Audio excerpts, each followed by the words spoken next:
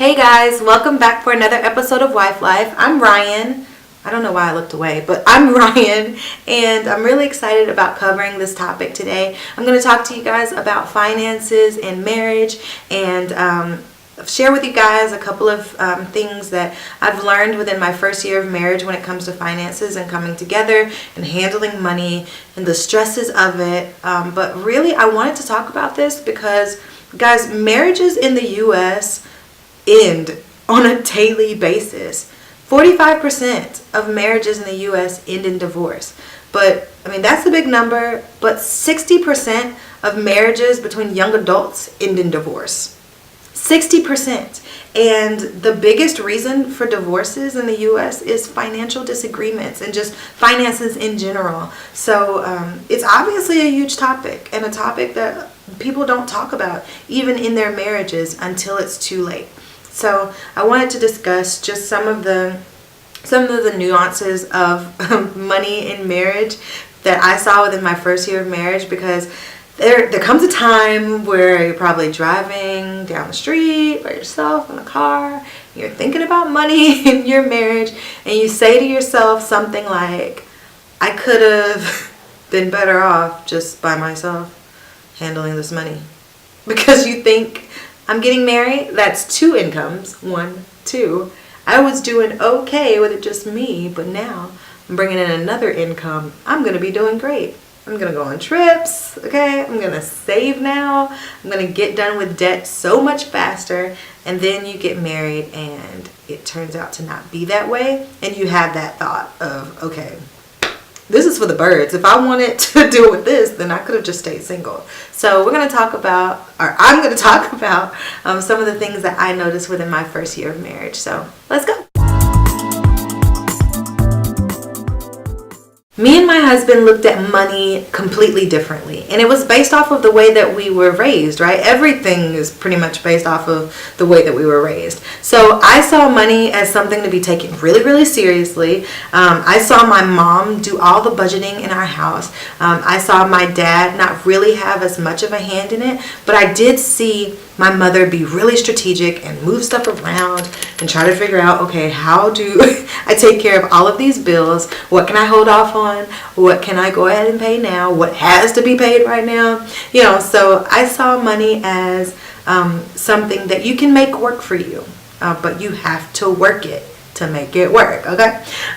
Whereas my husband, he grew up very differently from me, and because of that, he saw money as something that comes and goes, something that you should kind of respect. You don't need to be too crazy with it, but you also shouldn't deprive yourself of things that you really want and things that are going to make you happy because you're worried about money coming and going, okay? So you can understand why those two different mindsets came together, and we both kind of looked at each other in some of the financial decisions that we were about to make, and we were like, bro, you're going to have us broke.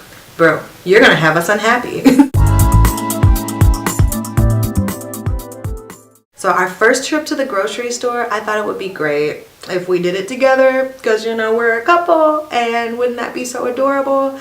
That was a really bad decision. We have never gone grocery shopping together ever again. It's not going to happen. Maybe when we're old and I need him to help me see stuff. But other than that, we're not doing it because we had disagreements and didn't see eye to eye over things like jelly, okay? We're in the aisle and I have my list of groceries because I write the list before I go, all right?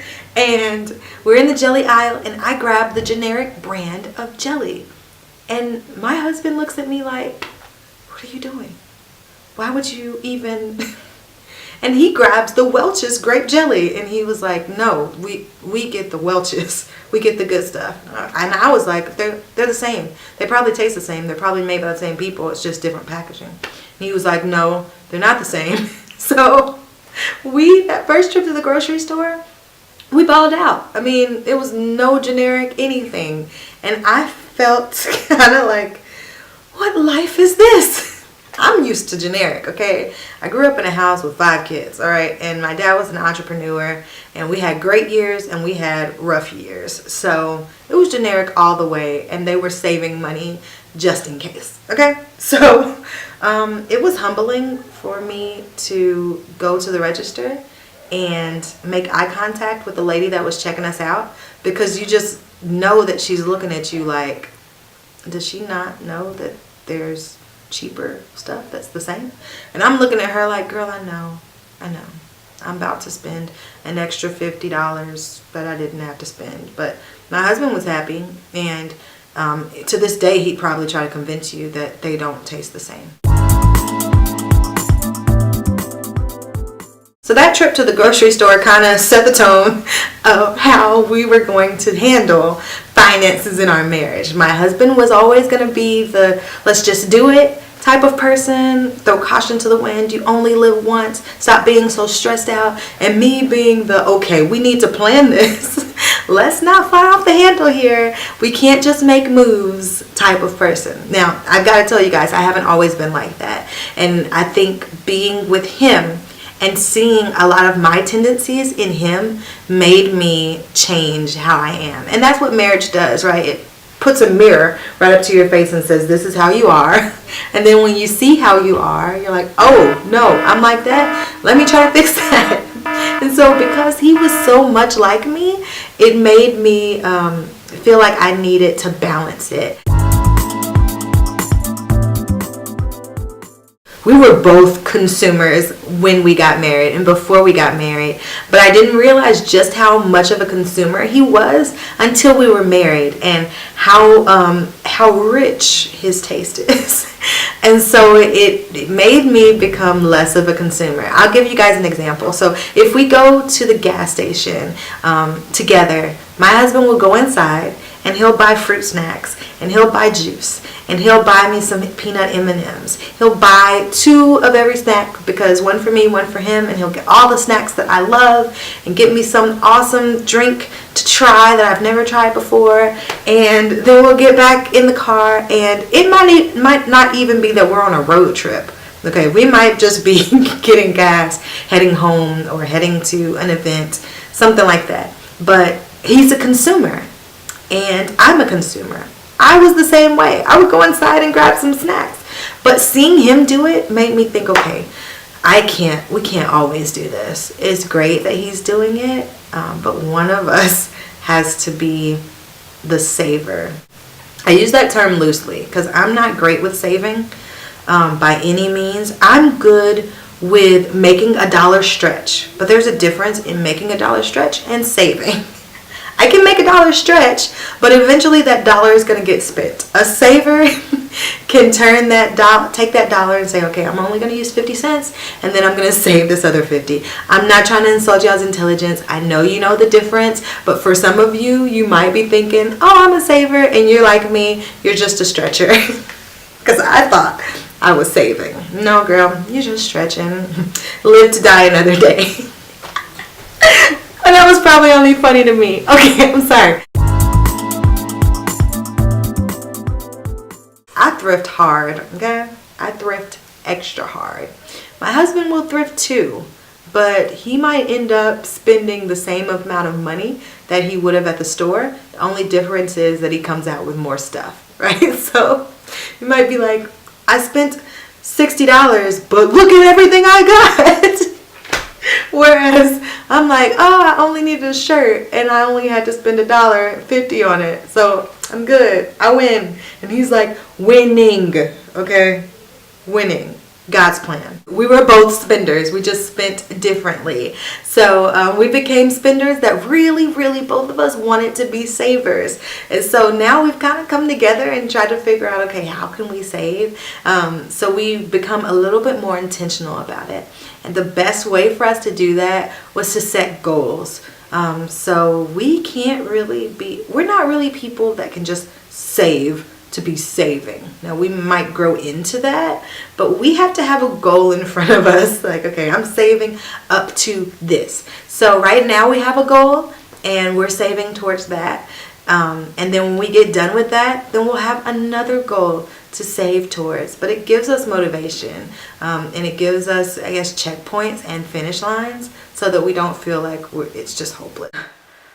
I'm not proud to say this, but it probably took us about 8 solid months of marriage before we had a conversation, a sit down, intentional conversation about our finances and about budgeting.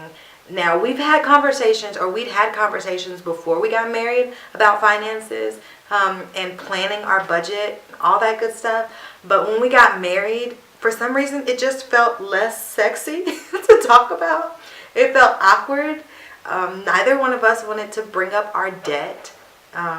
We felt as if it was going to be a burden on the other one. You kind of want to go into marriage looking like you have it all together and that you're not a burden. You kind of just want to flutter in and be like a light load.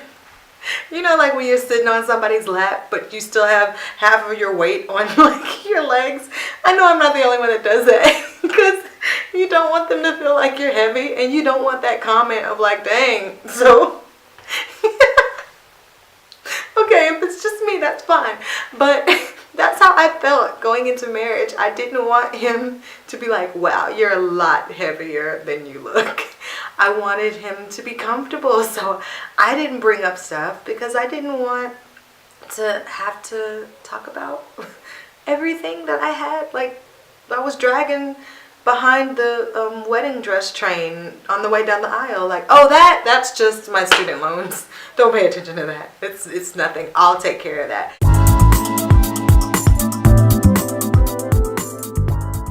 So yeah, we finally had the difficult conversation, and the first conversation that we had about our finances really felt like I was just unloading everything and he was unloading everything.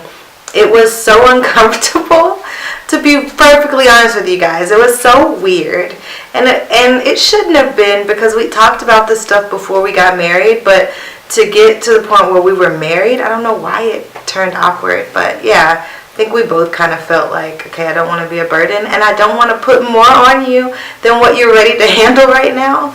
But yeah, the first conversation was us just putting everything out there. Like, here's what it is. And we didn't have any conclusions. There was no plugging stuff into the calendar. I think we just both wanted to just get out of there. And afterwards, I'm not even sure what we did. It was like, so you want to watch TV or something? I'm always the one to say, okay, next week you want to, or what are you doing on Wednesday? You want to talk about it then? But it's important that somebody bring it up. It really doesn't matter who it is and how often you're the one that does it, but the point is that you have the conversations. We didn't get a joint account until after a year of marriage. We did everything in separate accounts, but we both knew how much each other had. It wasn't an issue with that. So if you feel like, oh my goodness, we're not a real married couple because we don't have a joint account, that's not true. We were very much a real couple, and we were able to make it work. Probably not as great as we do now that we have our joint account. And I'm putting money in and he's putting money in, and we pay out all of our bills through the joint account. I think that's good because we're able to both physically see how much it takes to run our house every month, and we're able to both physically see the money go in and out. So it just makes us better stewards individually and collectively over our money. And we're able to celebrate when we are at a point to put something away into our savings account. So it just feels good. So yeah. But do you have to have a joint account to make things work? No. I mean, I've met older couples that said we had a joint account and it was ruining our relationship because he was spending or she was just spending, and she needed to have her own separate account that only she could spend money from, and so that all of our bill money didn't get, spent. Alright, so I was trying not to make this video super long, so I'm going to go ahead and try to wrap this up. And I will make another video to share with you guys some of the tips and tricks that we have used over the course of a year to get stronger in our finances as a couple, and to just get better with our communication when it comes to finances. But I really just wanted to make this concise. But I guess the biggest takeaway from this would be, make sure that you are having open conversation about your finances in your marriage. I think the worst thing that you can do is to hide anything when it comes to finances and money. You guys are a team, and it's the ultimate slap in the face. It's the ultimate feeling of betrayal when you think that you're building towards something with your spouse and that you guys are really in the swing of things, and then to be hit over the head with the shock and the truth of where you really stand financially. Okay, I had to rush back in here to shoot the end of this video before the littlest trailer wakes up. She was making some noises, making some threats, but she's not up yet. But I wanted to say thank you so much for everyone who has liked and subscribed and commented on videos and sent me emails and positive feedback and great suggestions. I appreciate you guys so much from the bottom of my heart. If you have any questions for me or topics that you want me to cover, then just send me an email. I had to think about it. Then what do? You can send me an email. The email address is in the info section of this video. Also, you can reach out to me on any of the social media that I have listed. But I appreciate you guys. I hope you have a great week and enjoy your marriage. And if you have any tips and tricks that I didn't talk about, you can leave them in the comments, because I'm sure people could definitely use all the help they can get. Amen. Bye, guys.